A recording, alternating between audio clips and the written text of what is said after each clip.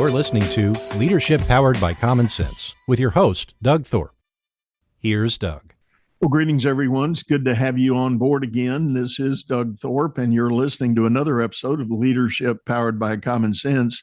Today, we're going to center our thinking on the concept and the potentially ever-present reality of uncertainty. And in today's modern business world, whether you think of it as economic, political, or otherwise, there are always elements of uncertainty that surround us. My guest today is someone who has had a passion for that. I'll let her describe the depth of it. Her name is Meredith Elliott Powell. Meredith, welcome to the show. Thank you. I'm looking forward to being here and excited to talk about the topic.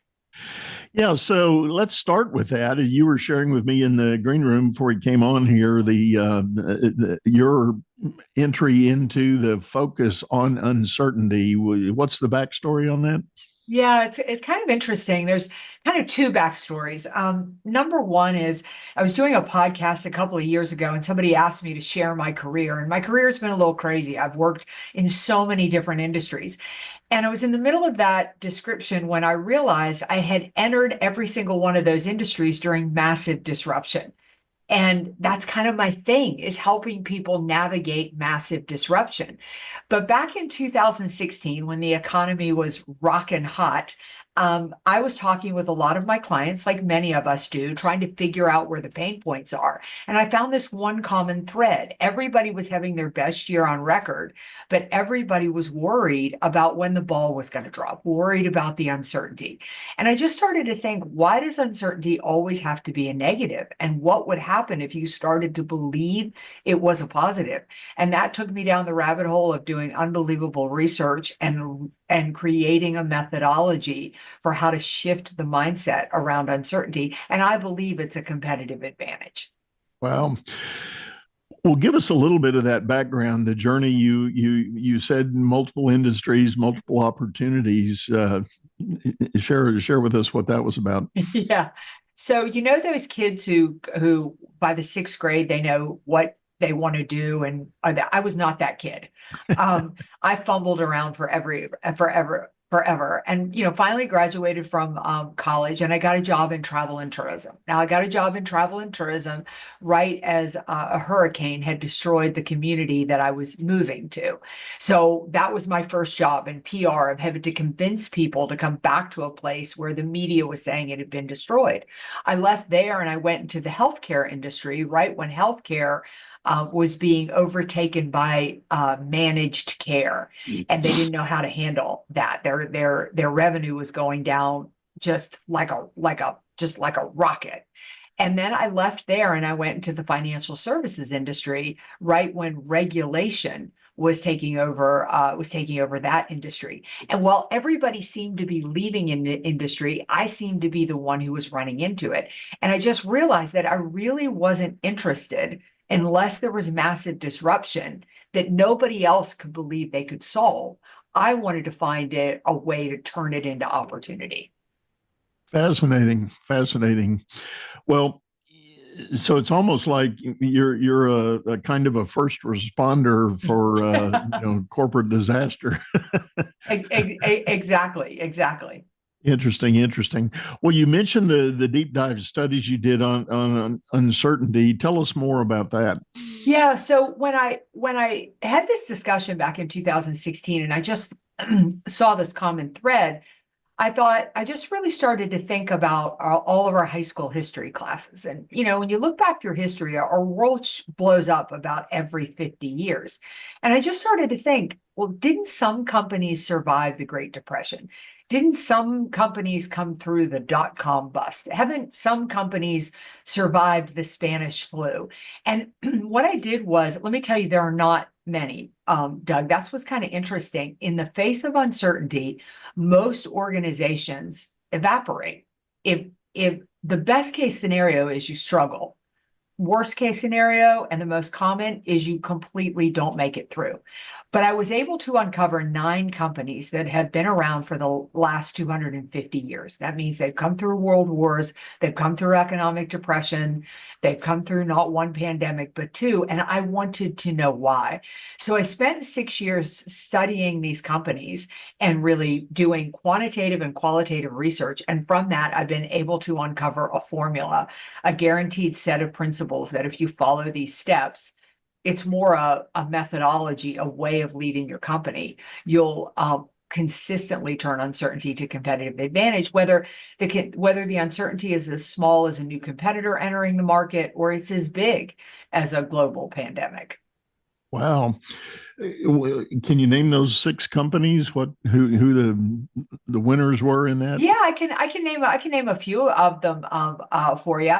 One of my favorites is Jim Beam and how they survived Prohibition. They were the only company that didn't declare bankruptcy during Prohibition, and the methodology around that is how he did that is really incredible. King Arthur Flour, which is now King Arthur Baking Company, was started by an Irishman who showed up in the United States with no money, no connections, and only a family recipe for so there's Procter and Gamble is another one, and the story of how Ivory soap was born. Bush Beans is another one, and how they basically made it through a pretty devastating impact when the Great Depression hit them. So those are just a few to get you started. So what were some of the common elements and common threads of how and I'm particularly intrigued by the Jim Beam and Prohibition, because I'll tell you that story. How's that? Sure. So Jim Beam, the lesson around Jim Beam is condition yourself for change. And it's a strategy where you know that change is coming. So why are you waiting for change? Why don't you start to predict the future rather than wait for the future? And so during Prohibition, nobody believed Prohibition would ever become law. Jim Beam didn't believe it either. But Jim Beam was a very different type of leader. And even though he didn't believe that Prohibition would become law, he said, what would I do if it did? What could I do to get ready for Prohibition? So he invested in land in Florida and started growing citrus. He invested in the mining industry. So when the unthinkable happened and Prohibition became law, the government made him shut down his distillery, but he had enough revenue coming in that he could take care of his family, he could take care of his employees, and he could still work on his precious recipe. Every competitor he had declared bankruptcy, every single one.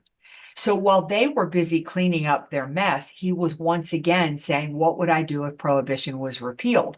So he spent the years during Prohibition perfecting his recipe, finding new distributors, finding investors. And so when Prohibition was repealed, he was back up and running in 120 days, a full year ahead of his closest competitor. And I tell this story quite a bit from the stage, and I say it's not because he made a better whiskey or a cheaper whiskey. It was because he knew that as a business owner, sometimes the winds of change work for you and sometimes they work against you. And you have to find a way to navigate through. And it's one of my favorite lessons from, it's that I think as people, we hate change because we're not in shape for it. And if you think about change, if you prepare for it, I live in Asheville, North Carolina, and I say we all laughed at the preppers, but when you wake up and one day and you have no water, you have no power, you have no cell phone, you have no internet, you thank God for rednecks and chainsaws, because that's the only thing that's going to save you. And I think in the world today of uncertainty, we all need to be preppers. Yeah. Well, that's very interesting. And what about the Bush Beans story? They're running ads during all the college football games now. They got Peyton Manning as a spokesman. So what did they do differently? And advertising has really has really been their key. But Bush Beans is in the last chapter of the book, and they're really a great example of all 9 of the strategies rolling together and really, and really working together. They're a company that was really run by a patriarch that had a very strong vision, and strong vision is strategy number 1. Heavily run by their values, which is strategy number 4. The decisions that they made and the courage to stand for their values rather than profit is just really unbelievable. They made it through the war by the strategy number 3, which is rather than competing, they collaborated quite a bit, and they have really morphed and changed quite a bit over the years. It's really interesting that, the Roll the Beautiful Bean footage commercial. Yeah. When their first dog died, President Bush sent a condolence letter. That's how powerful that advertising campaign was. Yeah. Yeah. Well, I'm thinking, I know they didn't make the hit list, but I had the privilege of interviewing the now retired, but chief marketing officer at Chick-fil-A. Oh, they did make the hit list. Oh, they did. Okay. And the only reason is I love that is because they made the hit list because while I studied these 9 companies, in every chapter, I used an historical example, and I used a current. And so they're in chapter number 4 about values. King Arthur Flour is the historical story, but Chick-fil-A is the current. Well, that's what prompted my thought talking about the values, because clearly, what Truett Cathy did there with, for instance, his famous "We close on Sunday," that was a core value that he just believed in, and he had confidence people were still going to come. 6 days of work is plenty, and we'll make enough money. We don't have to worry about having the doors open on Sunday. And that was just one of many values that permeated through that organization. Yeah, I think the story of Chick-fil-A, and I talk about them quite a bit, is that what I want people to understand about values, every single company that I researched, the biggest problem you have in the face of uncertainty is how do you make a decision when you have no idea what the future holds? I mean, we're recording this at a time. We don't know in the next couple of months what's going to happen with interest rates. We don't know what's going to happen with energy prices. All these things that impact our businesses.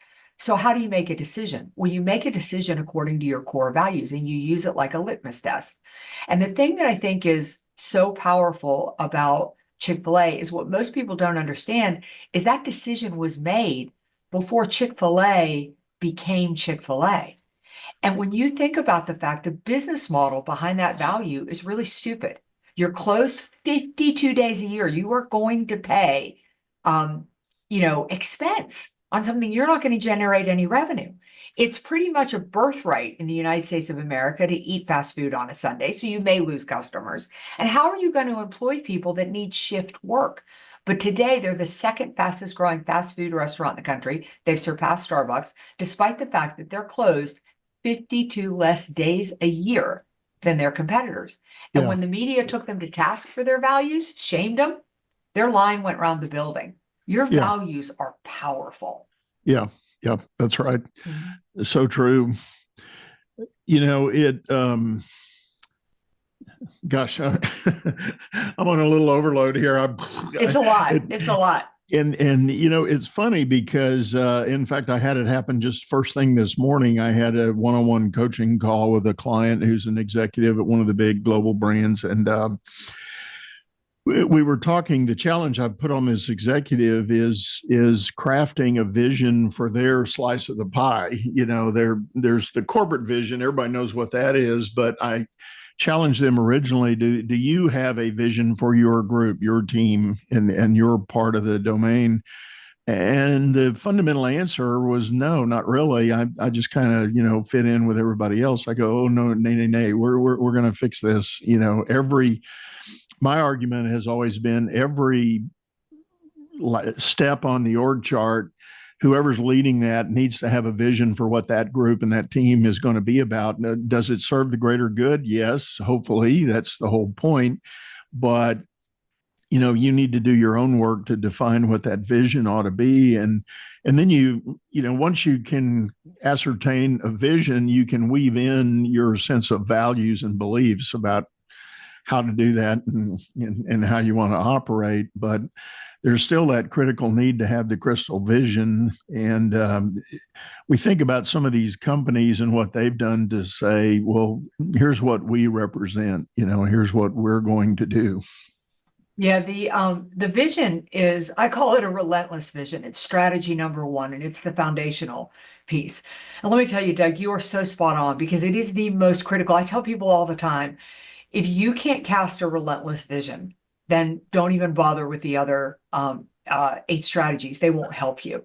Here's what I found in doing the research. 2% of the population are visionaries. 12% are strategic thinkers, and the rest of us are tactical thinkers. We can only see what is right in front of us. And the problem with that is when uncertainty hits, we become so mired in the tactic, we can't move. And the thing about probably the most interesting thing that I learned from the research is that success is not logical. If you'd have made me, when I started doing the research, pick companies that would have made it, I would not have picked the 9 that I did. I'm going to tell you, I looked at Chick-fil-A's business model and they would have told me they were going to close on Sundays. They were going to pay for real estate that they weren't going to earn any revenue. They were going to lead with faith. I would have said, no, no, no. Because success isn't logical. It's based on a vision. And I describe it by thinking about whitewater rafting. You know that when you are going down those rapids and you are scared to death, if you focus on the rock, you'll hit the rock. If you focus on the calm water, you have no idea how you will get to that calm water, but you will find a way there. And your business works the same way. And as a leader, you have got to cast a vision because that is what helps people go, okay, I'll push through this obstacle because I understand where we're going. I'm curious, Meredith, was Amazon anywhere in your research or your scope? Yeah, they both Apple and Amazon popped up, and they're new they're new examples. I wanted to be careful though when I did the research. I wanted this book to be for everyone.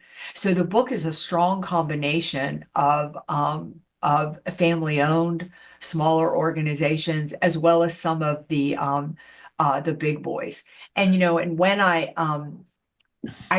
couldn't ignore Chick-fil-A because there's no stronger example in the world, I think, of values, of a company having no fear of being led by their values than they are. But I wanted to find companies that maybe others hadn't written as much about. Yeah.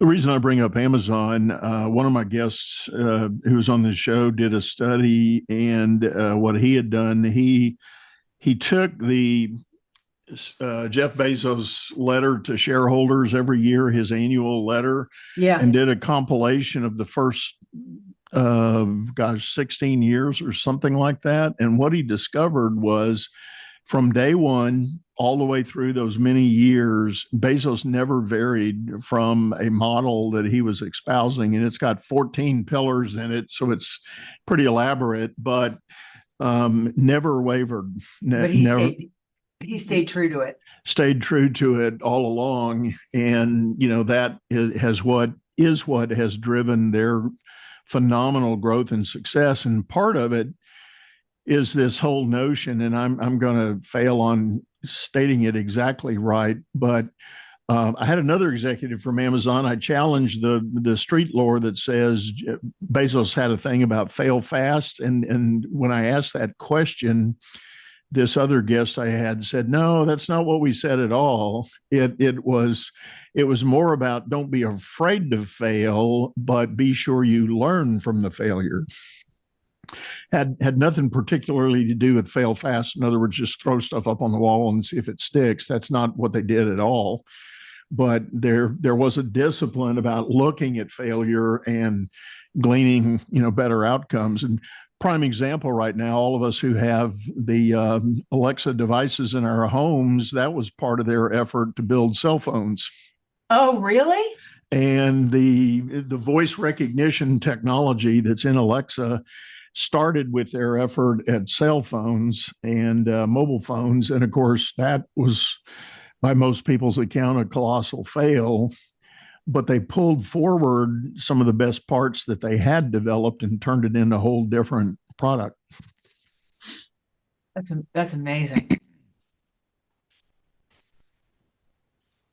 Well, when you talk with executives and try to help them change their mindset about uncertainty, where do you begin that discussion? It's really beginning the discussion by helping them understand that if they do not change their mindset around uncertainty, uncertainty is going to produce one emotion in them, in their team members, and in their customers.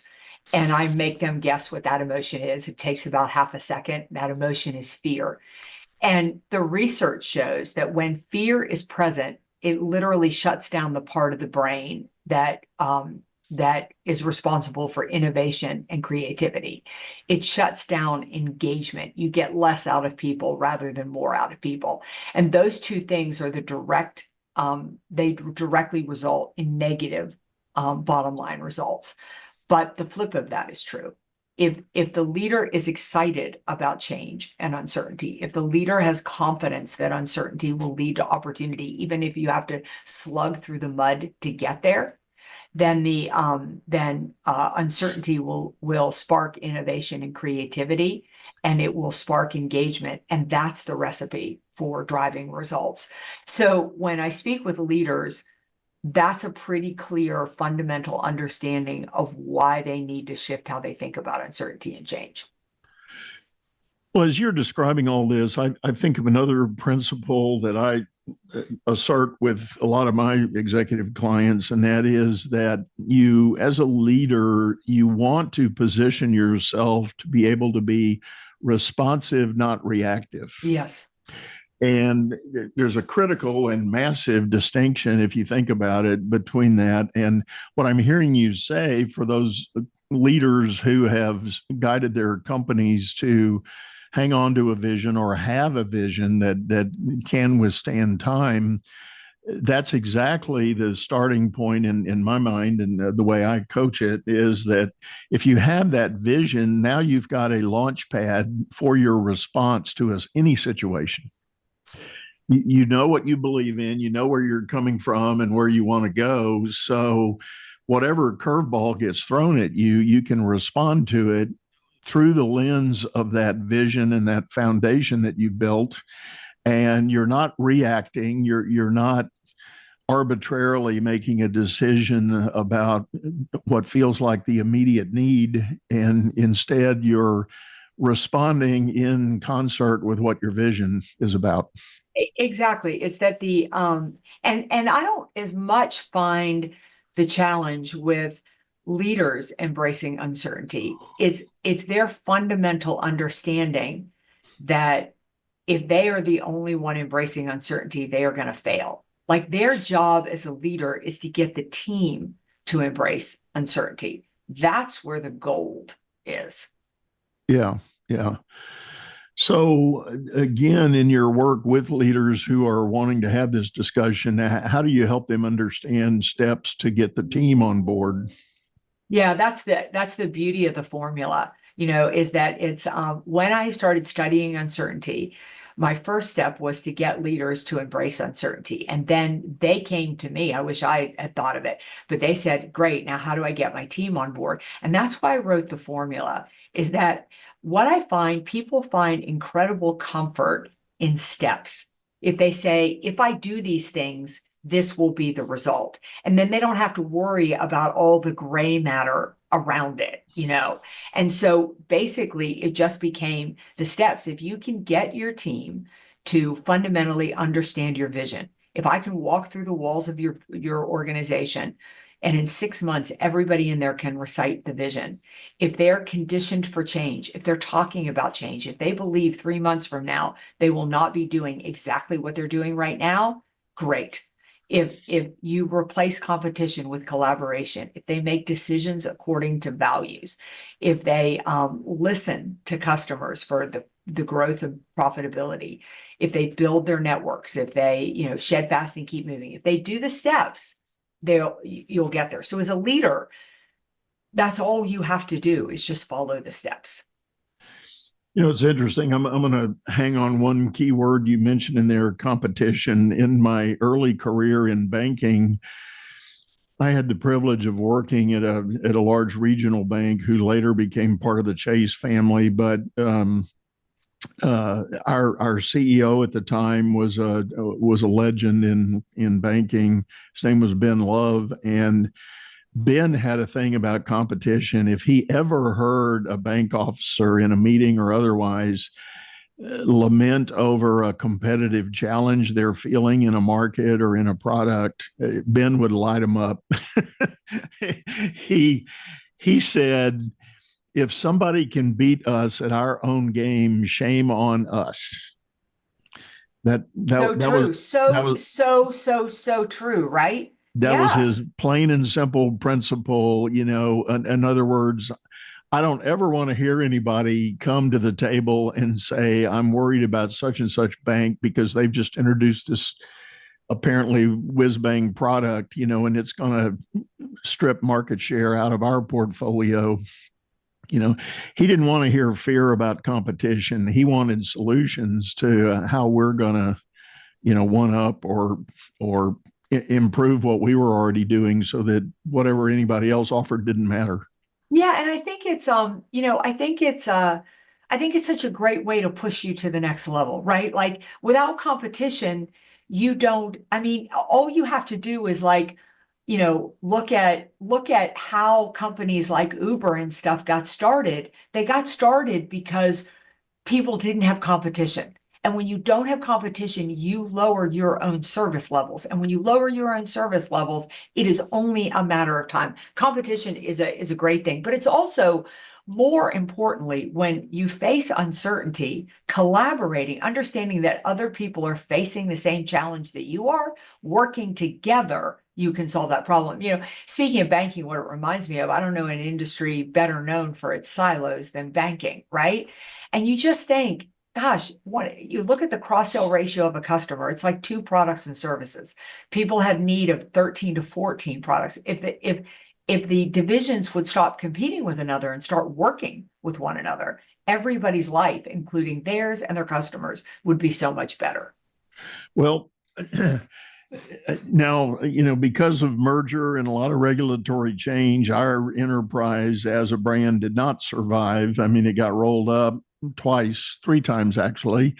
But for the time we did exist, we had so many values and principles. What it resulted in was 64 consecutive quarters of earnings growth. Wow. 16 years, our line on the stock exchange kept expanding. And all of that was driven by just a couple of very key principles and values. And I call them disciplines. We had a very rigorous discipline about the way we did our planning and budgeting. And it was almost, I hate to use the word, but it was almost a cult-like rigor about how we did that every year. And there were plenty of people that came and went from the organization that didn't suffer that. They couldn't tolerate it.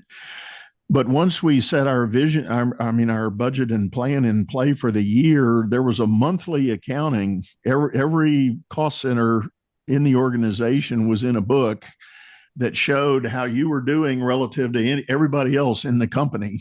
And it became a badge of courage to have the right styling on your box for when the new month came out. You wanted to be on the plus side of everything. Sure. Beating revenue and lowering expense. That was the name of the game. But that's how we got there. And you know, you run off consecutive earnings growth for 16 years, you're going to be a pretty healthy enterprise. Yes. And to your point of downtimes and uncertainties, that 16-year period, there were 2 major oil busts and 3 real estate busts. Oh, wow. And, as a bank and came through beautifully. As a bank in Texas, guess what? We did a lot of oil and we did a lot of real estate. Yeah.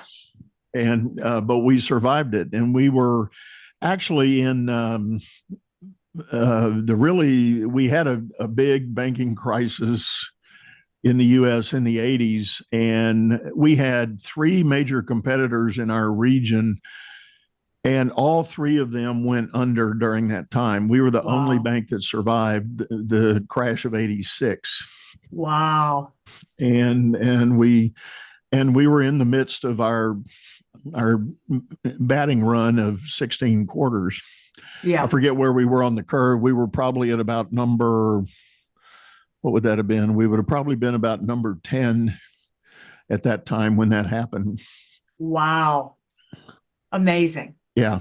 But we made it through anyway. And a funny sidebar to that, as a young banker at the time, I was still kind of growing in my own career, and I had been introduced to all this myself coming out of the Army. So it was my first run in a corporate gig. And I just assumed that's the way all these banks worked. And, I was just learning the best practices. And then, of course, it was only many years later that I stayed in financial services for a while and discovered that's not the way all banks work. It's not the way they all work.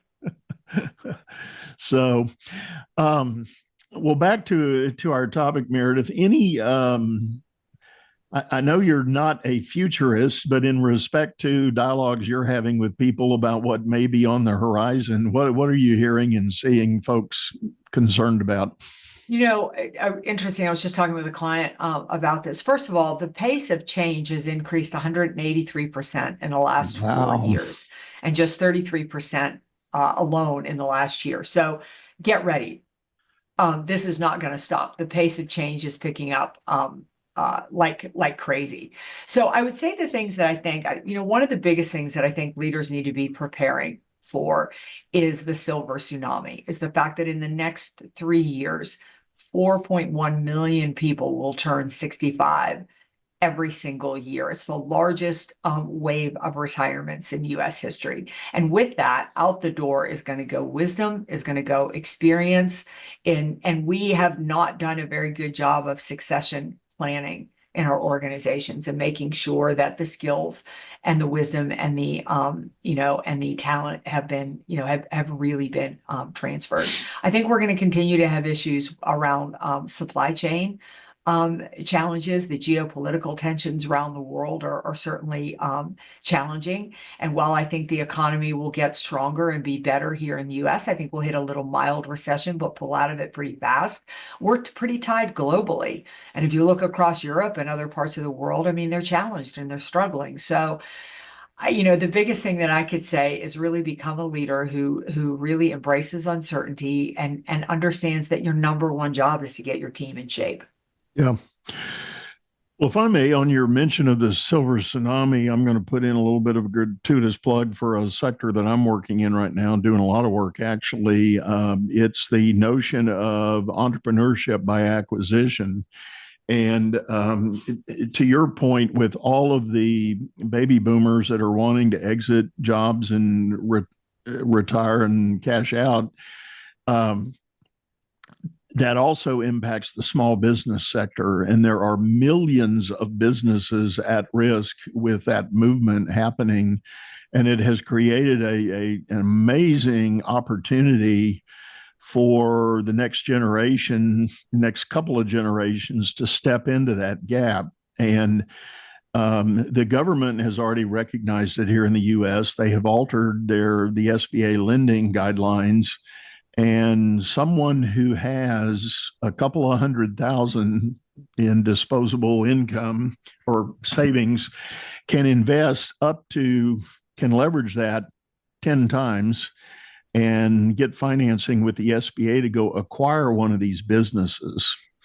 And let me just, without getting too deep into the weeds, let me share with folks who are listening the economics here. What that means is you can finance up to $5 million with the SBA on one of these acquisitions, and you only have to cover 10%. Wow. So that's a 500,000 investment. Half of that can be satisfied with the seller carrying a note on the business. So you're only down to 250 as an individual that needs to put up cash to go buy one of these businesses. And let me reverse those numbers. At a $5 million purchase price, you're probably able to find a very good home service-based business or small manufacturing or something along that line that is spinning off close to 600 to 700,000 EBITDA every year. Wow. So out of a 600 or 700 EBITDA, you can easily pay yourself back the 250 you invested in year number one. Yeah. And everything after that is profit. Yeah. So it's an amazing window of opportunity. I've got some coaching and training to go with all of that for anybody that's interested. And it's just a huge opportunity. I've dealt with aspiring entrepreneurs now for about a year and a half. We've already done about 20 different deals that have happened and are going very well. And it's just a phenomenal opportunity for folks. So if you got friends or know anybody, those of you listening today, that if you know some people that are sitting around the dinner table, wishing and dreaming, now's the time to jump in and just give me and my team a call. We can show you how to do it. But that's exciting. Phenomenal. Yeah. Yep. Well, Meredith, I think we're about up on time for today. Thank you so much for doing this. I love the thinking about uncertainty. And for me, the bottom line is, folks, it is about mindset. It starts with, how do you look at uncertainty? Plain and simple. It's so true. It definitely starts there. And as you pointed out, a lot of case history of those that did it well and those that came up casualties on the road. Yeah, exactly. So, well, Meredith, tell folks how to get a hold of you if they're interested in learning more about your work. Yeah, the best way to find me is probably on LinkedIn. That's the platform I spend more time on than any other platform. But also reach out to me at my website, which is just the words valuespeaker.com, just the words valuespeaker.com together. I'm a big believer, Doug, in build your network. It will change your life. So if you reach out to me, I will definitely connect. I shoot a lot of videos. I write a lot of articles. I'm really passionate about this subject. So if you have questions, I'm happy to answer them. That's great. Well, as always, folks, we're going to have that info in our show notes. So feel free to hop down, click on the links there, and you can reach out to visit with Meredith. But with that, we're going to sign off, say goodbye, go out there and make it a great day. You've been listening to Leadership Powered by Common Sense, hosted by Doug Thorpe. If you would like to know more about the coaching and advisory services he provides, visit dougthorpe.com.